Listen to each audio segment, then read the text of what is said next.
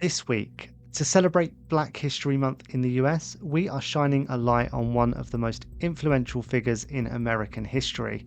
Her relentless efforts for social justice and equality made her a powerful voice of the civil rights movement, and her work and legacy still endures today. So, today, we remember the life, the work, and the legacy of this great individual as I ask, who is Rosa Parks?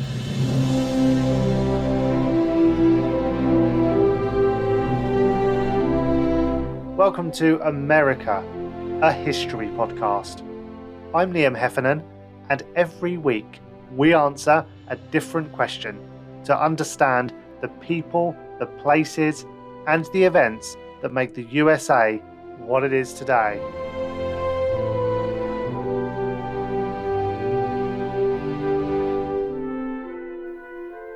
Joining me on the show today is Dr. Nicholas Grant, a historian of 20th century United States and author of Winning Our Freedoms Together, African Americans and Apartheid, 1945 to 1960. His research focuses on race, internationalism and transnational activism. Hello again, Nick. Oh, hi, Liam. Thanks for having me. Yeah, it feels like it's been a while. It's good to have you back on the podcast. It has, definitely. Yeah. And our special guest this week is a distinguished professor of political science at Brooklyn College of City University of New York. She's the author of numerous books and articles on the civil rights and Black Power movements and the politics of race and education in the US, including The Rebellious Life of Mrs. Rosa Parks and the upcoming King of the North, about, as you can probably guess, Martin Luther King. And we'll link to both of those books in the show notes if you want to find out more about them. A big welcome to the show, Jeanne Theoharis. Thank you so much for having me. Thank you. Yeah, it's a real pleasure to get you on the show. There really isn't anyone better to join us to talk about Rosa Parks. So I'm going to just dive straight into this and get as much out of you as I can in the next 30 minutes. Let's start with Rosa Parks' childhood and early life. What was that like? So Rosa Parks is born February 4th, 1913. And one of her she grows up with her mother and her grandparents in Alabama, in Pine Level, Alabama. Her dad leaves when she's like 3. And some of that rebellious spirit is really nurtured at home. And one of her first memories is actually when she's 6. This is 1919. World War I is just finished. And part of what happens in the United States is as Black soldiers return from the war, there is an uptake of white violence around the country to make sure that these Black soldiers don't get any big ideas. And what that means in Pine Level is there is an upsurge of Klan violence. And so her grandfather will sit out at night with his shotgun to protect the family home. And a 6-year-old Rosa wants to sit with him, and in fact does sit with him many nights, as she puts it, because she wants to see him shoot a Ku Kluxer. So this is, in some ways, a different place to kind of begin our story.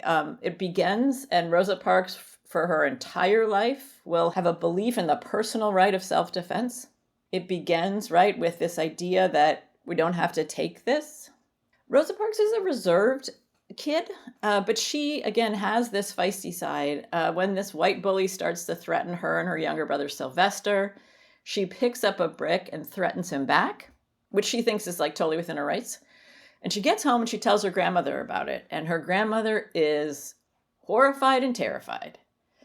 And it just is like, you can't do this. You're going to be lynched before you're grown. And a young preteen Rosa Parks sort of argues with her grandmother. Basically, I would rather be lynched than not be able to say I don't like it, right? So here we have this like tension and a tension that she's going to have to struggle with her whole life, right? Which is that standing up, right, is a way to, and again, in the Macaulay household, part of self-respect was demanding respect of your person. And yet that demand often could put you in the line of fire, both in terms of violence, in terms of economic violence. So our story of Parks really begins with that feistiness at home, but it then takes a very different turn when she meets who she will describe as the first real activist I ever met. And that is Raymond Parks. It's 1931. She's 18. Raymond Parks is a barber. He's about a decade older than her, and he is working on the Scottsboro case. If we want to remember, Scottsboro, 9 young Black men riding the rails like many people were doing during the Great Depression, right? Basically riding the train for free. They get in an altercation with some white boys on the train who are also doing so, and they kind of win and force the white boys off the train at Scottsboro, Alabama. And then those boys go and get the police, and these 9 young men are arrested, originally for riding the train for free. But then they discover 2 white women in one of the other train cars, and they think these boys are up to no good. And so those 9 young Black men are arrested, quickly tried for rape, and all but the youngest, who's 12, sentenced to death. So a local movement grows in Alabama to try to protect and defend the Scottsboro boys from being executed. And one of those local activists is Raymond Parks. And he's working on that when they meet.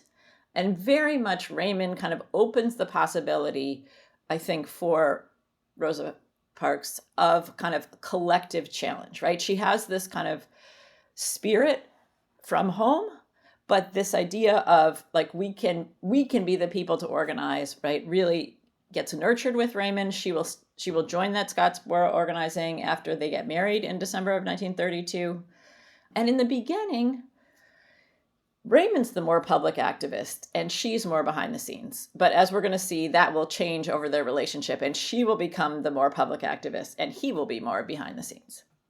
It feels like from what you said, from her early experiences of watching her family sit outside with the shotgun, waiting for the white men, and this very early exposure to the sort of the racial tensions that were in the South. That must have been really formative in creating this sense that you can only really meet white aggression with aggression. I think partly with aggression, but I think part of what Raymond brings to the table is the power of organizing, right? And she sees that you don't just have to, that this is not just a personal stand, but it can be a collective stand. And I think we see that by the 1940s, she wants to be more involved. She sees a picture in a local Black newspaper of a local NAACP meeting, and she sees a woman that she went to middle school with. And she realizes, she says, that women can be part of the local NAACP. And so this is 1943. We're in the midst of World War II. And she is galled by the fact that Black people, including her younger brother Sylvester, are serving overseas. And yet most Black people cannot vote at home, are not registered. And so she wants to register to vote. So she goes to this NAACP meeting. She's the only woman there that day. They ask her to take notes. She says she's too timid to say no. Then it's branch election day. They ask her to be branch secretary again. She feels like she can't say no. So Rosa Parks becomes secretary of the Montgomery branch that very first meeting. And from there, we're going to see over the next dozen years, right? So this is 43, 12 years before her bus stand. Rosa Parks will be sort of a key member of the NAACP, and with one of Montgomery's most stalwart activists, that's a man by the name of E.D. Nixon. She and Nixon will work to transform Montgomery's branch into a much more activist chapter, both around issues like Scottsboro, like issues of wrongful accusations, issues of the law not protecting Black people, and particularly Black women, from white violence, and the vote. So, Nick, I guess to wrap some context around all of this, if we sort of zoom out a bit, what, in terms of the wider sort of civil rights movements and the issues sort of more nationally, what was the environment here that Rosa Parks was sort of operating in? Yeah, I think what's really brilliant about Jeanne's book, The Rebellious Life of Mrs. Rosa Parks, is that you kind of put Parks into this broader context, right? And Jeanne's just talking there about the context of the Second World War and what would become known as the Double Victory Campaign, like the idea that many African Americans, came out of the Pittsburgh Courier, one of the main African American newspapers of the time, this campaign for a double victory against Jim Crow at home and for against fascism overseas. And it kind of led to a lot of African Americans thinking about, is Jim Crow a form of fascism at home, and making those kinds of connections.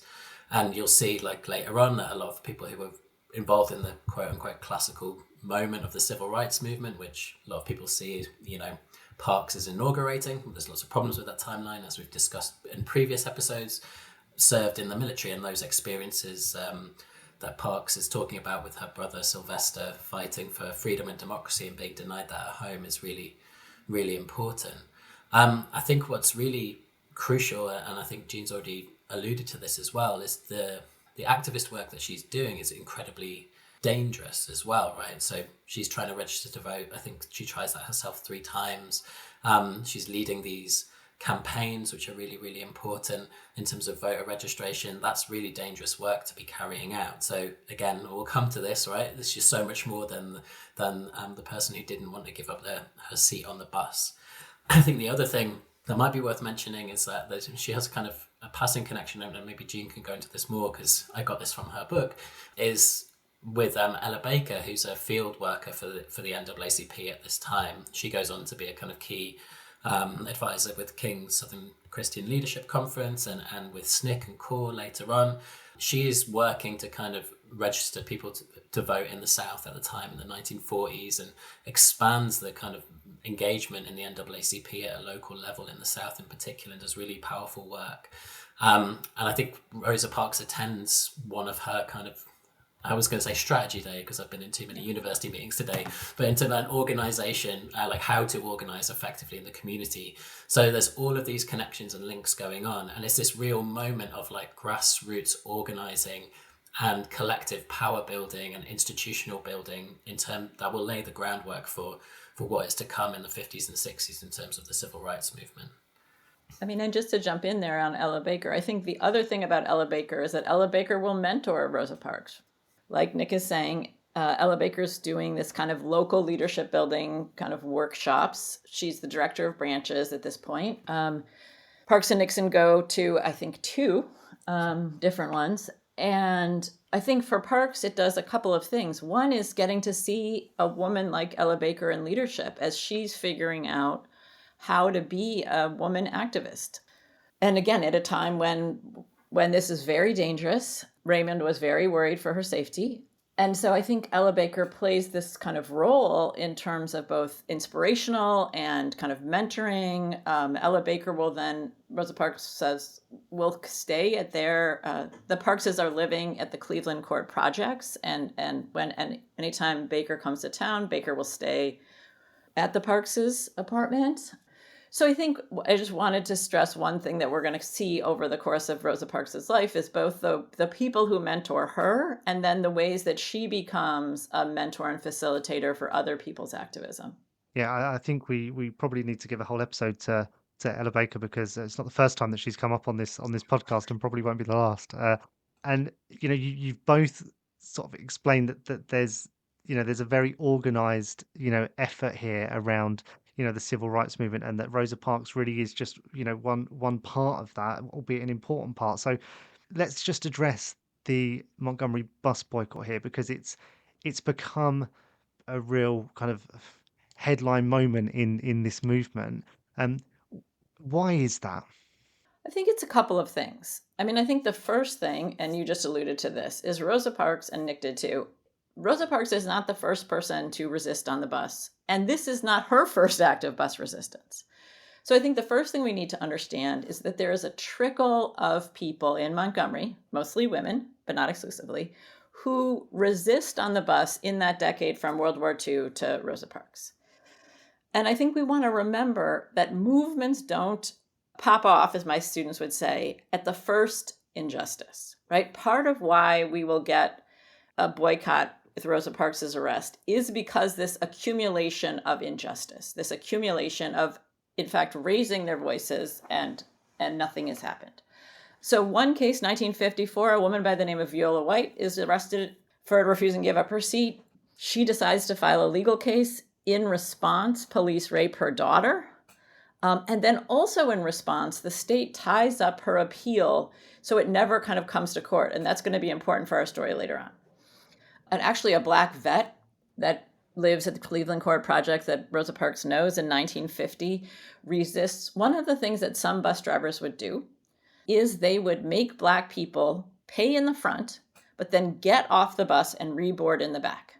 And many people, including Rosa Parks, refused to do this and had been put off the bus for refusing to do it. And on this day, this Black veteran by the name of Hilliard Brooks refuses to do it and gets in a kind of altercation with the driver. And then the driver calls the police, and the police ends up killing him. So that's 1950. Then just remembering 1954, right, is Brown versus Board of Education. And now we're in a different legal climate. And in March of 1955, a Black teenager by the name of Claudette Colvin refuses to give up her seat on the bus, is arrested and manhandled by police. And Black Montgomery is outraged. They start to organize. Rosa Parks is fundraising for Claudette Colvin's case. Claudette Colvin is in Rosa Parks's youth chapter of the NAACP. But a couple things about the Colvin case. First, Colvin is arrested on a segregation charge, but also because the police manhandle her and she sort of tries to get their hands off her. She is also arrested on a disturbing the peace and assaulting an officer charge, even though she's this petite young woman. And interestingly, perhaps because the judge is being very savvy and doesn't want a legal challenge, the judge drops the segregation charge and the disturbing the peace charge and only convicts her on the assault charge. So it's going to make it harder to use Colvin's case for a legal challenge. And then on top of that, Colvin is sort of working class. She's young. She's feisty. She stopped straightening her hair after her trial. She said she's not going to straighten her hair until this mess gets straightened up, right? So she's seen by many of Montgomery's sort of Black leaders as too feisty, right? Like they don't trust a young person to kind of be the face. And so that outrage, and they also take a petition to the city for better respectful treatment. And the city agrees to things they never implement. But I do want to say, even though we don't see a mass movement around Colvin, I don't believe that if Colvin hadn't done what she did, that people would have rose up with Parks. One of the kind of new myths is the pitting of Colvin against Parks, and I think that's really problematic for various reasons, both because Parks supported Colvin's case, but also because I think it misses the roles that, if we sort of understand the accumulation that Colvin plays in moving Montgomery's Black community to a point where this has just gone too far. Because some people, Black people in Montgomery, will say around Rosa Parks's arrest that the city had made promises they didn't keep. And so that's in part why Montgomery's community is at a breaking point. Okay, so now we're December 1st, 1955. Rosa Parks is going home from work. She works at the Montgomery Fair department store. It's a segregated department store. So what that means is that Black people can shop there, but they can't try on clothes. She's an assistant tailor in the men's shop, which means she spends her day tailoring white men's suits, basically. As she puts it, making life easy and clever for white people. So she's going home. She actually lets a bus pass because it's crowded and goes to the drugstore. And she gets on the bus somewhere around 5:30, and she sits in the middle section. So by the terms of Alabama segregation, the front section is reserved for white people, the back section is reserved for Black people, and then there's the middle. And Black people are entitled to sit there, but as she would put it, on the whim of the driver, can be asked to move. So a couple stops after she gets on, the bus fills up, and there is one white man left standing. And by the terms of Alabama segregation, everyone in Rosa Parks' aisle, so she's sitting next to a Black man, and then there are two Black women across the aisle. Everyone's going to have to get up. The bus driver notices and says something. She says the first time he says something, nobody does anything. Then he gets more threatening, and she says, reluctantly, the other three get up, but she says that she had been pushed as far as she could be pushed, that if she got up, she approved of this treatment, and she did not approve. And so she decides she's not going to get up. And she actually lets the man pass, and then she slides over to the window and waits for what's going to happen. Now, we want to remember, she has been put off the bus before, so there's nothing to, this is both a very dangerous act, and she knows that she could get hurt by doing so. Also, the bus driver, James Blake, that day makes a choice Because again, he had actually thrown Rosa Parks off the bus a decade earlier for refusing to board in the back. Other bus drivers had, right? So when the police come on the bus, she says she hears them talk to the driver that they just want to evict her, take her off the bus. And the driver makes the decision that he wants her arrested. So she is arrested and she's taken to jail. And later that night, she is bailed out both by her husband and then by Edie Nixon. Someone on the bus has gone to tell Edie Nixon what happened. And Edie Nixon and a white couple who is one of the few civil rights supporting families, Clifford and Virginia Durr, come and they go back to the Parks' apartment to talk about what comes next. Because once Nixon realizes that she has not been hurt, and there was a fear that she would have been, he's delighted because she's the test case they want. She's 42, she's active in her church, and most importantly, they know she's brave, right? And that bravery is crucial to having somebody be a test case given what's going to come. At first, Raymond is not supportive. Raymond is terrified that she'll be killed, and Raymond is also terrified that the community will do to Rosa what they did to Claudette Colvin, which is to kind of be angry for a while, but then not stick with her. But they talk, and late that night, she decides to go forward, and she calls a young Black lawyer that she knows through the NAACP, who's a friend. His name is Fred Gray, to ask him if he will represent her. And even later that night, this is still the night she's arrested, Fred Gray calls a woman by the name of Joanne Robinson, who's the head of the Women's Political Council. And the Women's Political Council had been organizing around bus segregation, to tell her that Rosa Parks has decided to plead not guilty and go forward with the case. And it is Joanne Robinson and the women of the Women's Political Council that night who decide to call for a one-day boycott on Monday, the day that Rosa Parks is going to be arraigned in court. And Joanne Robinson goes out in the middle of the night. She's a professor at Alabama State College. And with the help of a colleague and two students, basically sneaks into the mimeograph room and runs off 35,000 leaflets that say, another woman has been arrested on the bus, boycott on Monday. Thinking about how this, and also how Rosa Parks herself became a bit of a figurehead for the movement, was it kind of right place, right time? Because it does feel like there's a lot of people that deserve a lot of credit for their involvement in the civil rights movement and in all of these kind of organized efforts to create the change they did. What made Rosa Parks so special? I think it's something perhaps more profound than right place, right time, which is that the bonds of community and the organizing that they had been doing kind of come together. So many things come together, right? First, we have Rosa Parks' friendship with Fred Gray. Fred Gray is a new young Black lawyer, right? So we have Fred Gray. The Women's Political Council has been organizing.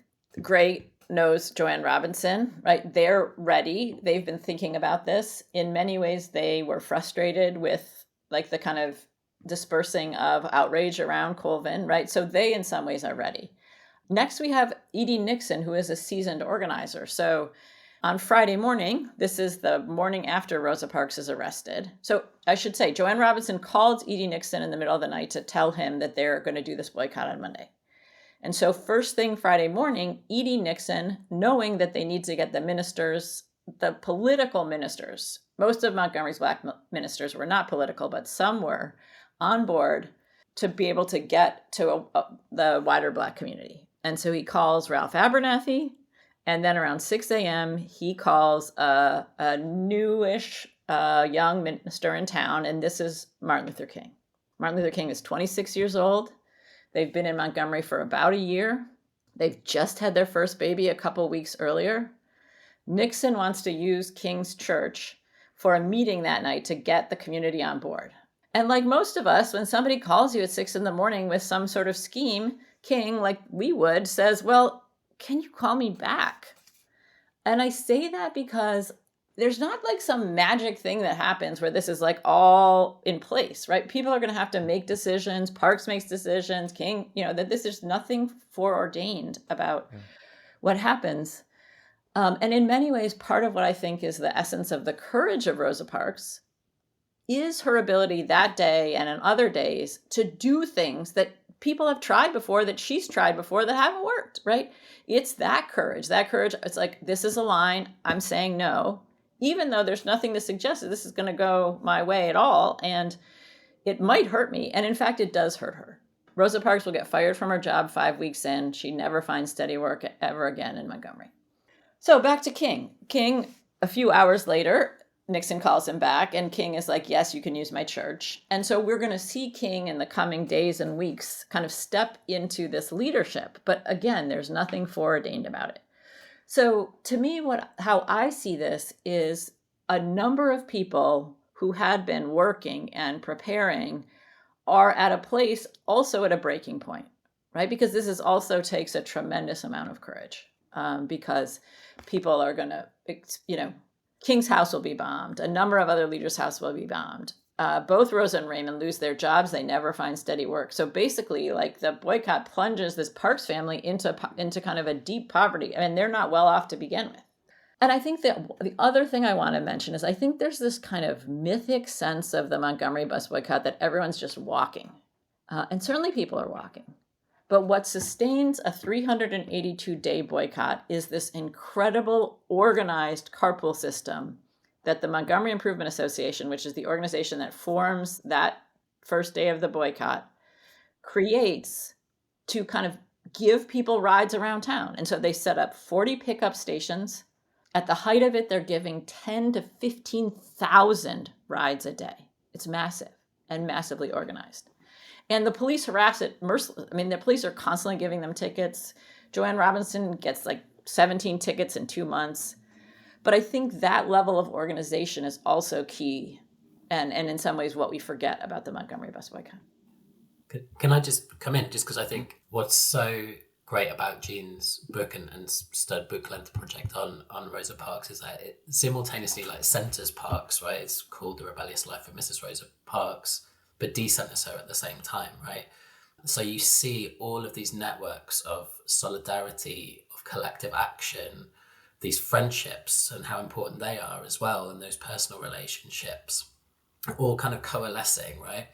And the temptation, right, is, and we'll come to this later, I'm sure, is like we hold up Parks as this mythic figure and we kind of forget all of that work that went into the Montgomery bus boycott that Jeanne's just explained. And I think the other thing is that kind of power and courage is replicated in numerous different places as well. And I don't know if Jeanne agrees, but I think for me, and when I talk about it to my students, there are other boycotts and kind of movements like that previously, but it does provide a really important model, and a model that's ultimately successful for civil rights organizing afterwards, both in terms of legal strategy and also as a boycott campaign and how to run that. So even if we take the kind of lens back a little bit away from Montgomery, we can kind of see that being replicated over and over again in subsequent years, right? And that model of success, I think, is really, really important. I mean, to be glib as well, it also shows the importance of having access to like a departmental printer for your activism as well. I really like that. I remember reading that in your book and thinking, oh, that's really handy. And I've subsequently used that for trade union work at my own institution. Running off things is really helpful. But I think that's the really important point, right? Is that, of course, Parks is special. She's a really important person, but also she is indebted to and part of these much bigger networks. And that's how things change, right? That's how situations change. You can't do it alone. So the idea of like just elevating her without acknowledging all of that other work and all of those other contributions is really problematic. Off the back of what you just said, I wonder if, because these events get kind of isolated and sort of celebrated without as much consideration as perhaps is due to all of the work that led up to that and the other events that sort of feed into this and this whole network of action that is surrounding it. Do you think it slightly misrepresents the movement as a whole, in that, we can look back at history, and me as, a white man in the UK sort of thinks about these moments, Selma and Montgomery and, these other big sort of newsworthy events, and think, oh, okay, that's the point everything changed. But actually it was a significant step in a very long journey, right? I mean, I think there's two questions here, right? I think there's the place of the Montgomery bus boycott in an emerging civil rights movement, and the ways that it inspires people at the time. And that happens for a couple of different reasons. I think the first is the city doubles down. One of the boycotts Nick is referring to, right, happens in Tallahassee the year before. And what we see city leaders do there and in Baton Rouge, and the city leaders do different things. And the Baton Rouge one, this is true, I should say, of the Montgomery bus boycott. The demands at first are modest. They are asking for first come, first serve, respectful treatment, and Black bus drivers. And some earlier bus boycotts had succeeded within a couple of weeks because with that demand of respectful treatment, first come, first serve. Montgomery city leadership refuses that and kind of doubles down. And then two things happen that are going to change why, in some ways, Montgomery will be this inspiring example. The first is, well, three things. First, King's house gets bombed, right? So sort of violence and the way that violence, and that they sort of expect that this combination of violence, and then the city goes after the boycott's leaders. And they indict 89 boycott leaders. And what they're thinking is going to happen is that it's going to terrify people, which of course it does. But at the same time, because people have gotten to that breaking point, it does not stop them. And at other moments, understandably, people get stopped by that level of violence and repression. The other miscalculation the city makes with those indictments is that's actually when the national media starts paying attention. So we had the Black media paying attention, and now we have the New York Times, the AP sends its first reporters down to Montgomery. So now we have a national story. So now people around the country, in particular Black people around the country, are hearing about what's happening in Montgomery. So in some ways, if the Montgomery city had done what other cities had done, which was just after a few weeks, just be okay, we'll give you first come, first serve, this wouldn't have become what it becomes. But because they go hard on it, and Montgomery's Black community is no, we're sticking with this. And then the third thing that happens is the learning. And I mentioned Viola White for a reason, which is one of the things that people like Nixon and Parks had learned, and therefore Fred Gray learns, is that one of the dangers is that the state might just tie up and never hear her appeal. And so it just, her case goes nowhere. And so Fred Gray decides to file a proactive case into federal court challenging Montgomery's bus segregation. So Parks's case is in state court, and he files a proactive case into federal court. And that federal case has 4 women on it: Claudette Colvin, another Black teenager by the name of Mary Louise Smith, Aurelia Browder, who's the title of the case, so the case is called Browder v. Gale, and then Susie McCormick. Parks is not on that case for a couple of reasons. One, for procedural reasons. Gray doesn't want that case tossed out because it conflicts with the state court case. But 2, Rosa Parks' long history with the NAACP. We want to remember that the NAACP is being red baited in this period. It will be outlawed in Alabama by June of 56. And so Rosa Parks' long political history is potentially a liability. Another interesting fact about that case, Gray wants a minister on that case, and no minister steps forward. So it's 4 women, 2 of whom are teenagers. And that is the case that goes to the Supreme Court, and that is what leads to the desegregation of Montgomery's buses, that federal case. And so there's a whole lot of things that kind of both pieces that come together, but also learning that goes into the kind of shape of the Montgomery bus boycott that make it the kind of example for people at the time that it did. Now, I want to just say, kind of pivot to the point Nick was making, which is the kind of, the Montgomery bus boycott now in popular memory. And there, I think it does something a little more troubling. I think the way we tend to remember the Montgomery bus boycott is very flattened, is not about the work, is not about the organizing. It's just about this idea that you make a stand against injustice and then people rise up, and then in a democracy like the United States, injustice is corrected. And so I think part of the seduction of Parks and the Montgomery bus boycott is that kind of happy ending American democracy kind of story. And I think So I think in some ways, part of why even elementary school children in the UK learn about Rosa Parks is that the tidiness of that story. But again, we've been complicating that today. As you said about, the Montgomery bus boycott kind of being flattened throughout history, you could almost say the same about figures like Rosa Parks. I think the danger that she put herself in, the work that she did, it wasn't just about her sitting on a bus and refusing to move. She dedicated her whole life to the activism, within which there were moments like this, right? I think Jean's point about how kind of the Montgomery bus boycott is a neat way into this is really, and that's why it gets remembered. I think is really important to. That's how it's misremembered. Is really important to bear in mind and to keep thinking about. Kind of jumping ahead a little bit of kind of the stuff that I was going to say a little bit in terms of how she is remembered, but I'll bring it in now. Is that at Trump's inauguration, right? The new leader of the House, Republican leader of the House, whose name completely escapes me for some reason, kind of references Donald Trump as a kind of akin to Rosa Parks, for example, right? Because here's someone, I think they say like America's the place where you can do the impossible, and Parks did the impossible, and Elon Musk is mentioned in the same breath as Rosa Parks as well, right? Which is just, to evoke Parks alongside those people in that way is just ridiculous and doesn't do any justice or is in any way relevant to the history that we've been discussing as well, right? It's a mass distortion of what she represented, and it's used for very nefarious means. So I think the point that can happen and doesn't just happen, once or twice, happens repeatedly in terms of how she is remembered and the movement isn't remembered, and like what happened to her and like the risks that she took and the courage that required is testament to that kind of relationship of like how the past directly affects the present.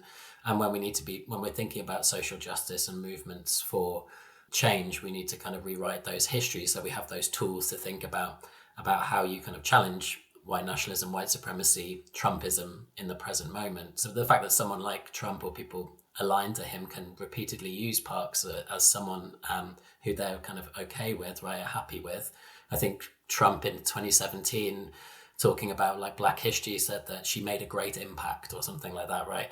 It just really boggles the mind. And I know Jeanne has written a lot of kind of op-eds and things about that as well.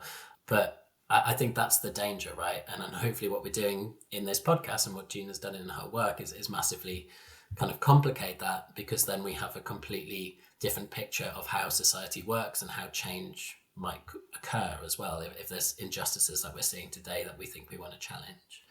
And I guess, following on from that, Jean, I wonder if you could tell us a bit more about, Rosa Parks post Montgomery bus boycott.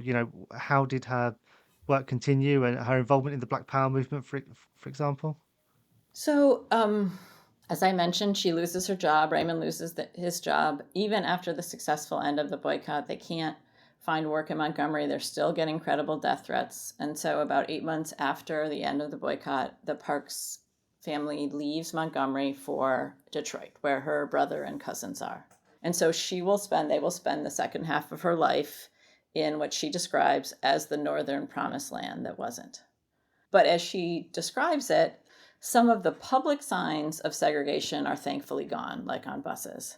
But the systems of housing segregation, of school segregation, of police brutality, she finds, much the same between Detroit and Montgomery. And so she will spend the second half of her life fighting the racism of the Jim Crow North.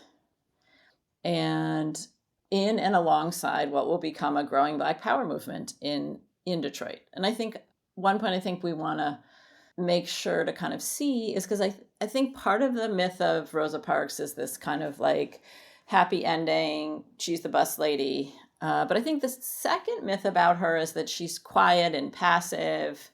And Mrs. Parks is definitely shy.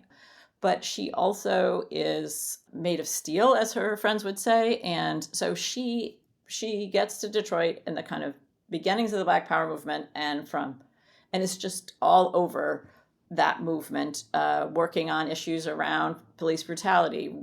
She's an early opponent of U.S. involvement in Vietnam. So she always has a kind of global critique. They lived in public housing in Montgomery. She's very much thinking about and arguing for the needs for expanded public assistance and access. She believes in reparations. She's at the 1972 Black Political Convention in Gary. She visits the Panther School. When I was talking to people involved in Detroit's Black Power movement, they would just be like, she was everywhere. And I think this complicates both our idea about Rosa Parks, but also our idea about who were Black Power activists, right? Because I think we tend to like imagine that as like, young people or young men with fists or guns, and miss that there was a wide array of people who took part in, a whole bevy of different, groups. And then I'll tell one story about Malcolm X. So Rosa Parks will describe Malcolm X as her personal hero.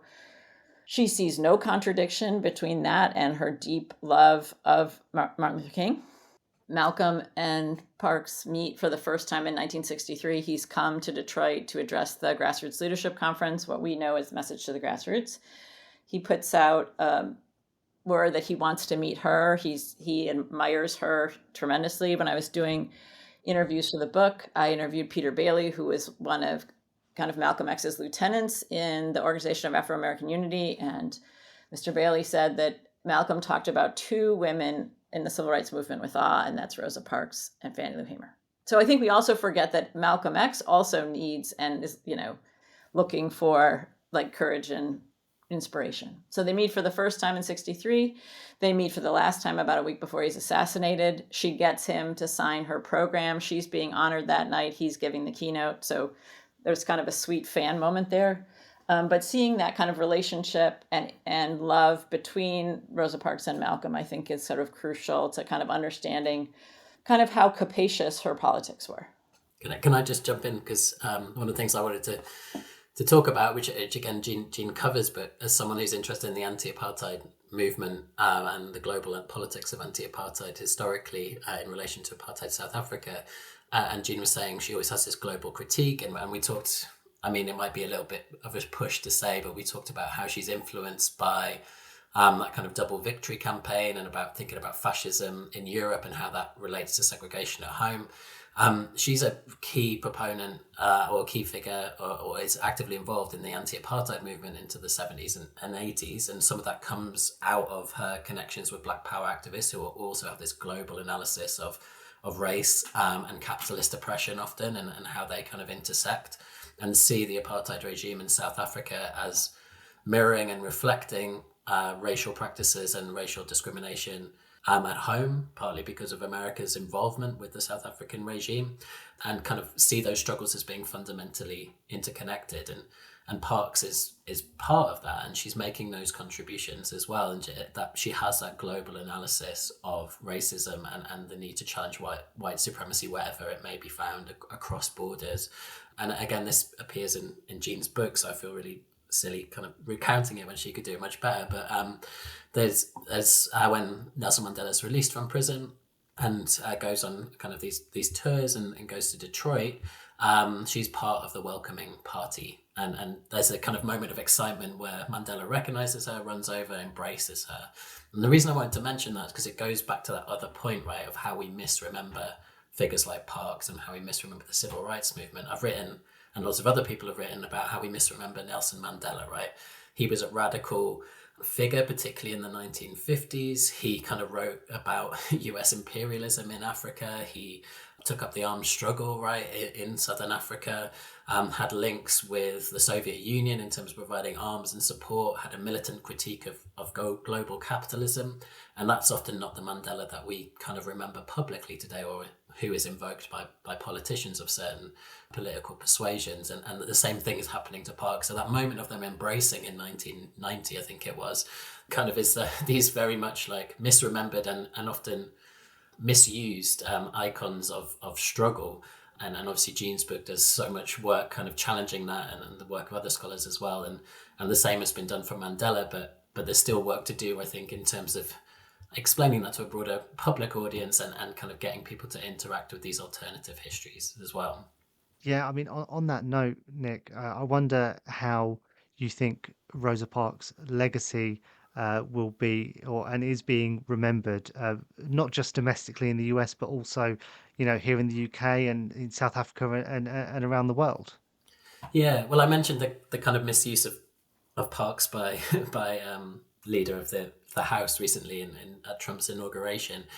I think from teaching about the Black freedom struggle from a UK perspective with predominantly UK students who've come through the educational system in this country. I mean, I do this every year. I probably should change it up a little bit, but I say, like, who do you know the most about in terms of the civil rights movement, the American civil rights movement? And it's always Martin Luther King, Rosa Parks, Malcolm X.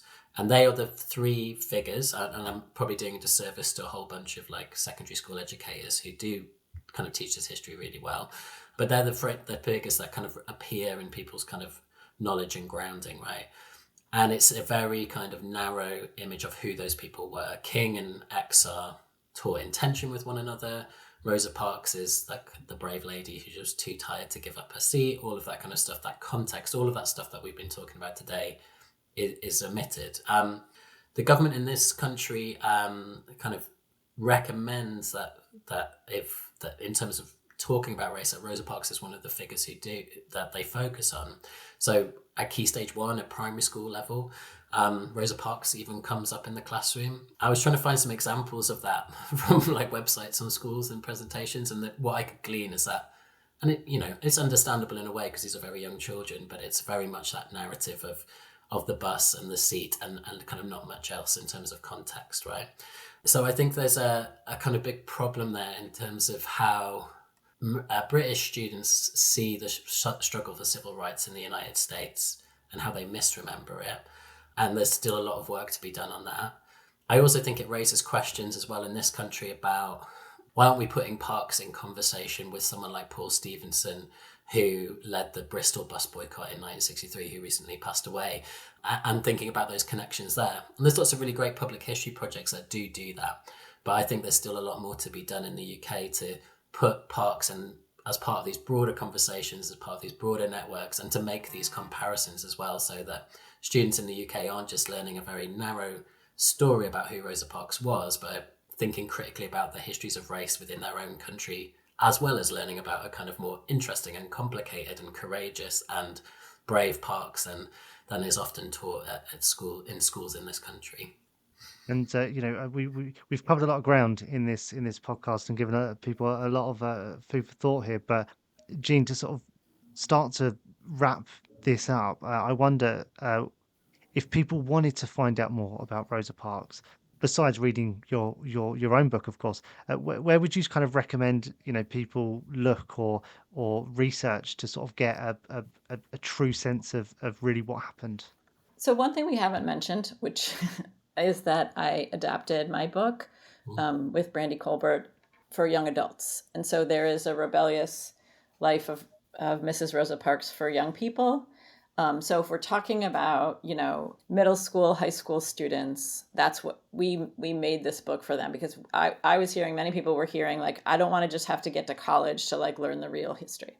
And then along with that, we created a curriculum. There's actually a documentary that was made kind of based on my book. I'm not sure if you can screen it there because it's through Peacock, and I'm not sure but it's called The Rebellious Life of Mrs. Rosa Parks. But because of that, we created a whole curriculum, and it's a Zinn Education Project. So if you go to Zinn Education Project on the web, and then you look at their kind of teaching campaigns, and one is teaching Rosa Parks, and there's like many, many lessons with primary sources, with ideas for teachers.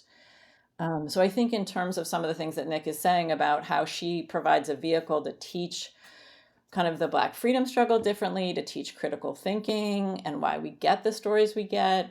There's a whole set of lessons there. Again, it's Zinn, Zinn, named for Howard Zinn Education Project. I also love, for young people, Claudette Colvin's book with Philip Hoos called Twice Toward Justice, in terms of Colvin's story.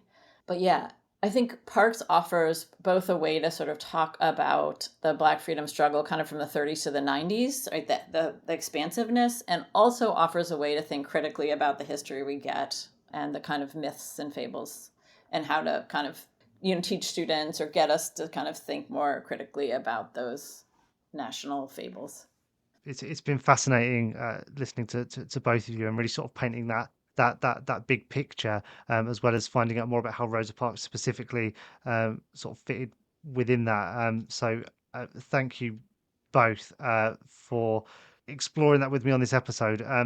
We're going to wrap up the main episode here, but for anyone that does want to find out a little bit more, we're going to throw out a bonus episode, which will be available a few days after on the feed, or if you do support the show for a tiny amount, you can get it right away. But thanks so much to both yourself, Nick, and also to Jeanne Theoharis for joining me on this episode. Everything we've discussed will be in the show notes, so do check out the links there to read more and also to buy Jeanne's book. Please do that. And if anyone wants to connect with both of you directly, where can they? Jeanne? I teach at Brooklyn College, so if you put my name in, you can get my Brooklyn College email, or on Twitter at Jeanne Theoharis. Wonderful. And Nick? I have retreated from social media. I think I still have an account, but I've not been on for a while. So yeah, just email me. And I think I teach at the University of East Anglia in the UK. And also I think, like, in terms of that last point about people thinking about how you teach that, there are lots of like people in the UK who will happily come to schools and talk to teachers as well, working at universities who teach the US civil rights movement. There's a weird amount of us. There's quite a lot, more than you'd expect. So please do reach out. And I know a lot of people up and down the country are talking to teachers and would be happy to do more of that work as well. Yeah, that's a good point, Nick. Thanks for that. And of course, you can always email myself and the show, hello@podcastbyliam.com, if you did want help in sort of connecting with people to sort of take this further. Always happy to help. We're like a matchmaking service for academia on this show. But if you do enjoy the podcast, also leave us a rating and a review wherever you're listening to this, because that helps us out. And a lot of people put a lot of work into this, so it makes us very happy to see what you think of that. And follow the show as well, so that all future episodes appear in your feed. Thank you so much for listening, and goodbye.